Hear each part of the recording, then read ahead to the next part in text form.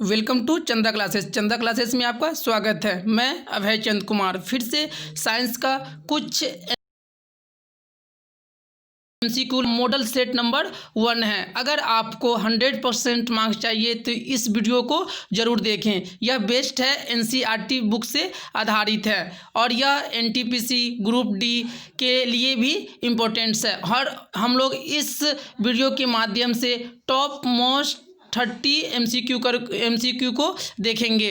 अगर आप लोग इस चैनल पे नए हैं तो इसे सब्सक्राइब करें, लाइक करें और शेयर करें। चलते हैं हम लोग क्वेश्चन की तरफ। क्वेश्चन नंबर 1, दाढ़ी बनाने में कौन सा दर्पण का उपयुक्त होता है? जो हम लोग दाढ़ी बनाते हैं उस दाढ़ी बनाने वाले दर्पण में हम लोग किस दर्पण का उपयोग करते हैं? तो अवतल दर्पण का। ऑप्शन नंबर कौन सही हो जाएगा? ऑप्शन नंबर सी सही हो जाएगा।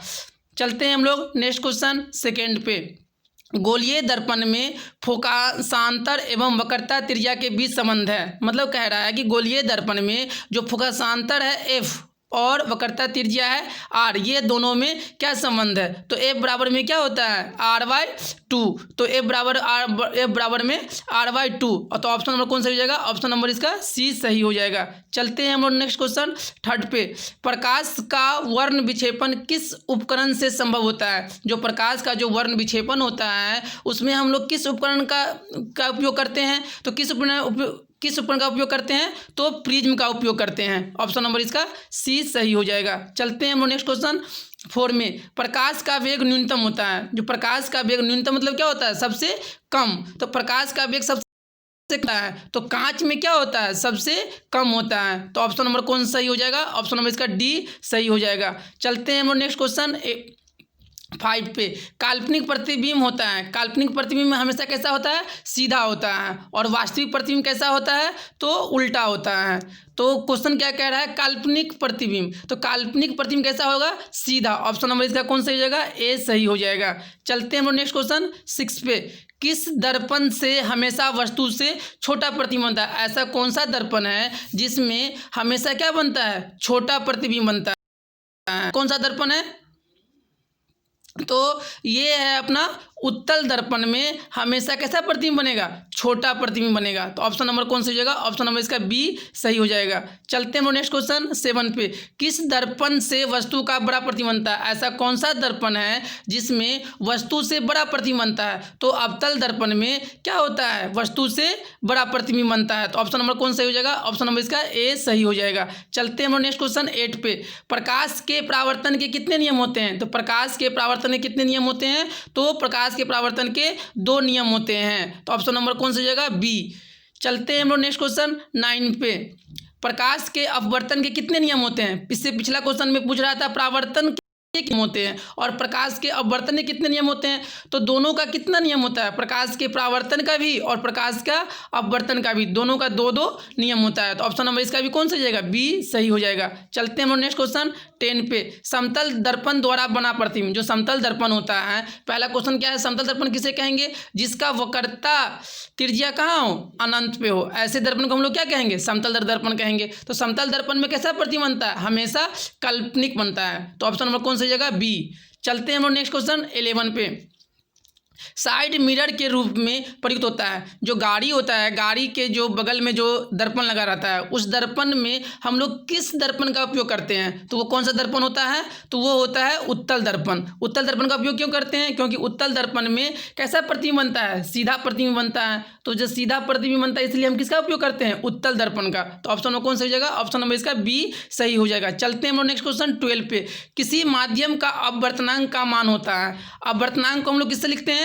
म्यू से लिखते हैं। और म्यू बराबर में क्या होता है? साइन आई बट्टा में साइन आर। और इसी को हम लोग क्या कहते हैं? स्नेल का नियम। और ये प्रकाश के परावर्तन का किस नियम से आता है? तो द्वितीय नियम से आता है। तो स्नेल का नियम भी क्या होता है? साइन आई बट्टा में साइन आर। तो कौन सा ऑप्शन सही हो जाएगा? ऑप्शन नंबर इसका बी सही हो जाएगा। चलते हैं हम नेक्स्ट क्वेश्चन 13 पे। सरल सूक्ष्मदर्शी में किसका उपयोग होता है? जो सरल सूक्ष्मदर्शी होता है उसमें किसका उपयोग करते हैं? तो उत्तल लेंस का उपयोग करते हैं। सरल सूक्ष्मदर्शी में किसका उपयोग करते हैं हम लोग? उत्तल लेंस का।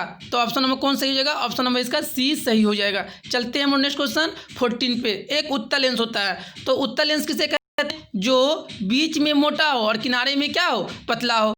अब क्या कह रहा है, किनारे की अपेक्षा बीच में पतला। क्या किनारे के अपेक्षा बीच में पतला होता है? नहीं, किनारे की अपेक्षा बीच में मोटा। तो किनारे की अपेक्षा क्या होता है, किनारे में पतला होता है, बीच में क्या होता है, मोटा होता है। तो ऑप्शन नंबर कौन सही हो जाएगा, बी सही हो जाएगा। चलते हैं हम लोग नेक्स्ट क्वेश्चन 15 पे। एक अवतल लेंस होता है, तो अवतल लेंस किसे कहते हैं, जो बीच में क्या हो, धंसा हुआ हो और किनारे में क्या हो, मोटा हो। तो ऑप्शन कह रहा है किनारे की अपेक्षा बीच में पतला। क्या किनारे की अपेक्षा बीच में पतला होता है? हाँ, तो किनारे में क्या होता है, मोटा होता है और बीच में क्या होता है, पतला होता है। तो कौन सही जगह, ऑप्शन नंबर इसका ए सही हो जाएगा। चलते हैं नेक्स्ट क्वेश्चन 16 पे। लेंस की क्षमता का एसआई मात्रक क्या होता है, तो डायऑप्टर होता है। क्या होता है, डायऑप्टर होता है। और डायऑप्टर को हम लोग किससे लिखते हैं, डी से लिखते हैं। तो ऑप्शन नंबर ए में क्या लिखा हुआ है, डी। तो ऑप्शन नंबर कौन सही हो जाएगा, ए सही हो जाएगा। चलते हैं नेक्स्ट क्वेश्चन 17 पे। दर्पण सूत्र क्या है, तो दर्पण सूत्र क्या होता है, 1/v प्लस 1/का u बराबर में क्या होता है, 1/का f। तो v क्या है, प्रतिबिंब की दूरी, u क्या है, वस्तु की दूरी, और f क्या है, फोकस दूरी। तो कौन सा ऑप्शन सही हो जाएगा, 1/v प्लस 1/का u बराबर में 1/का f। ऑप्शन नंबर इसका बी सही हो जाएगा। चलते हैं नेक्स्ट क्वेश्चन 18 पे। लेंस सूत्र क्या है, अब दर्पण सूत्र में क्या होता है, प्लस चिन्ह होता है और लेंस में क्या होता है, माइनस होता है। तो 1/का v माइनस 1/का u बराबर में क्या होता है, 1/का f। यहाँ भी v क्या है, प्रतिबिंब की दूरी, मतलब प्रतिबिंब कितना दूर पे जाके बन रहा है और वस्तु को हम लोग कितना दूर पे रख रहे हैं और उसका फोकस कितना दूर पे बन रहा है। तो कौन सा ऑप्शन सही हो जाएगा, ऑप्शन नंबर इसका भी कौन सही हो जाएगा, बी। चलते हैं नेक्स्ट क्वेश्चन 19 पे। मानव के आँख में कौन सा लेंस लगा होता है, जो मानव का जो आँख होता है, आँख में किस तरह का लेंस लगा रहता है, तो किस तरह का लेंस लगा रहता है, उत्तल लेंस। ऑप्शन नंबर ए इसका सही हो जाएगा। चलते हैं नेक्स्ट क्वेश्चन 20 पे। मानव के आँख में किस भाग पर प्रतिबिंब बनता है, जो मानव का आँख है उसके किस भाग पर प्रतिबिंब बनता है, तो रेटिना पे, या इसी का दूसरा नाम क्या है, दृष्टि पटल, रेटिना या दृष्टि पटल। तो कौन सा ऑप्शन सही हो जाएगा, ऑप्शन नंबर इसका ए सही हो जाएगा। चलते हैं हम लोग नेक्स्ट क्वेश्चन 21 पे। निकट दृष्टि दोष वाले व्यक्ति के चश्मे में कौन सा लेंस लगा होता है। अगर किसी को अगर निकट दृष्टि दोष हो जाए तो हम लोग कौन सा लेंस लगाएंगे, तो कौन सा लेंस लगाते हैं हम लोग, हमेशा अवतल लेंस। निकट की बात करें तो हम किसका बात करेंगे, अवतल लेंस का। और निकट दृष्टि दोष का दूसरा नाम क्या है, मायोपिया। क्या नाम है, मायोपिया।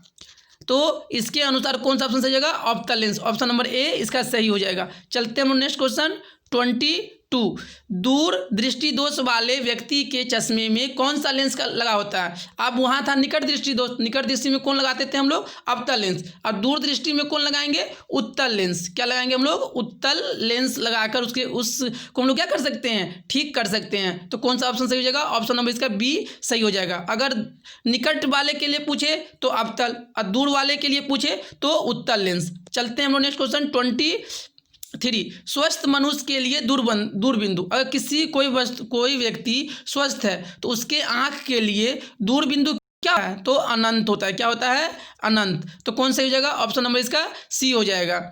चलते हैं नेक्स्ट क्वेश्चन 24। स्वस्थ मनुष्य के लिए नज़दीक बिंदु क्या होता है। अगर कोई मनुष्य स्वस्थ है उसके आँख के लिए नज़दीक बिंदु क्या होता है, मतलब कितना दूर पे रखे वस्तु को कि वो साफ साफ देख ले, तो कितना होता है, 25 सेंटीमीटर। तो कौन सा सही ऑप्शन सही हो जाएगा, ऑप्शन नंबर इसका ए सही हो जाएगा। चलते हैं नेक्स्ट क्वेश्चन 25। अवतल लेंस की फोकस दूरी। अब अवतल लेंस की फोकस दूरी क्या होता है, तो अवतल लेंस की फोकस दूरी क्या होता है, ऋणात्मक होता है। अवतल लेंस की फोकस दूरी क्या होता है, ऋणात्मक। ऑप्शन नंबर इसका बी सही हो जाएगा। चलते हैं नेक्स्ट क्वेश्चन 26 पे।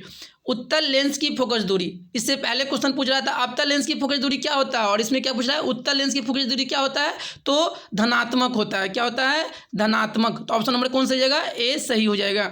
चलते हैं हम लोग नेक्स्ट क्वेश्चन 27।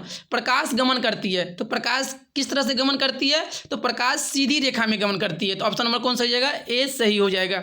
नेक्स्ट क्वेश्चन चलते हैं हम लोग 28 पे।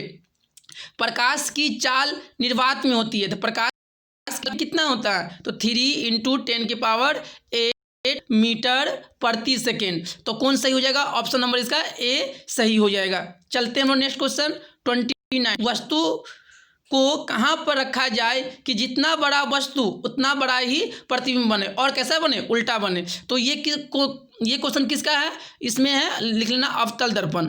अवतल दर्पण में वस्तु को कहाँ पे रखें कि जितना बड़ा वस्तु रहेगा उतना ही बड़ा प्रतिबिंब रहेगा। तो जब हम क्या करते थे, अवतल दर्पण को अगर उसको वक्रता केंद्र पे रखते थे, सी पे रखते थे, तो कहाँ प्रतिबिंब बनता था, वक्रता केंद्र पे ही बनता था। और जितना बड़ा वस्तु रहता था उतना ही बड़ा क्या बनता था, प्रतिबिंब बनता था। और वस्तु ऊपर की तरफ है, अब प्रतिबिंब कहाँ बन रहा है, नीचे की तरफ। तो कहाँ पे रखेंगे हम लोग, वक्रता केंद्र पे। ऑप्शन नंबर इसका ए सही हो जाएगा। चलते हैं हम लोग नेक्स्ट क्वेश्चन 30 पे।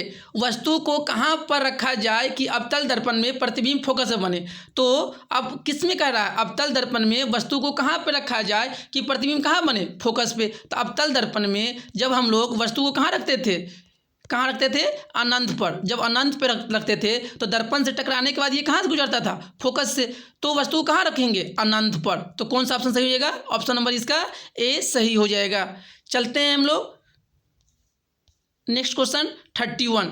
अवतल दर्पण का फोकस दूरी होता है, और अवतल दर्पण का फोकस दूरी कैसा होगा। तो अवतल दर्पण में जब मान लीजिए हम लोग सारा दूरी कहाँ से लेते हैं, उसके ध्रुव से लेते हैं, तो फोकस बनता है इधर। तो अवतल दर्पण में फोकस दूरी क्या होगा, ऋणात्मक। कौन क्या होगा, ऋणात्मक। ऑप्शन नंबर इसका 20 सही हो जाएगा। और इसी क्वेश्चन में पूछे कि उत्तल दर्पण में फोकस दूरी क्या होगा। तो उत्तल दर्पण किसे कहते हैं, जो अंदर से कलई किया हो और बाहर से उसका परावर्तक होता हो। तो इसका फोकस दूरी इधर बनता था। और सब सारा दूरी कहाँ से लेते थे, इसका मतलब कि ध्रुव से लेते थे। तो ध्रुव से अगर हम दाहिना की तरफ जाएंगे तो सारा दूरी क्या होगा, पॉजिटिव होगा। तो उत्तल दर्पण में फोकस दूरी क्या होगा, धनात्मक होगा। लेकिन अवतल दर्पण में फोकस दूरी क्या होगा, ऋणात्मक होगा। हम लोग इसमें मोस्ट 31 इंपॉर्टेंट क्वेश्चन को हम लोग देखे हैं। अगर और एक क्वेश्चन आप लोगों को दिया जा रहा है, कौन, होमवर्क। और इस क्वेश्चन का जवाब आप लोगों को देना है कमेंट बॉक्स में। क्वेश्चन क्या है, उत्तल दर्पण की फोकस दूरी होता है। तो उत्तल दर्पण की फोकस दूरी के बारे में हम लोग का क्या करना है, हम लोगों को इसका जवाब देना है कमेंट बॉक्स में। अगर आपको यह वीडियो अच्छा लगे तो इसे सब्सक्राइब करें और बेल आइकन को दबाएं, ताकि कोई भी वीडियो का नोटिफिकेशन सबसे पहले आपके पास पहुंचे। अगर आपको यह वीडियो अच्छा लगा हो तो आप अपने दोस्तों में इसे शेयर करें और ज़्यादा से ज़्यादा इसे सब्सक्राइब करें, लाइक करें। थैंक यू, वेलकम, थैंक्स, धन्यवाद। आपका दिन शुभ हो।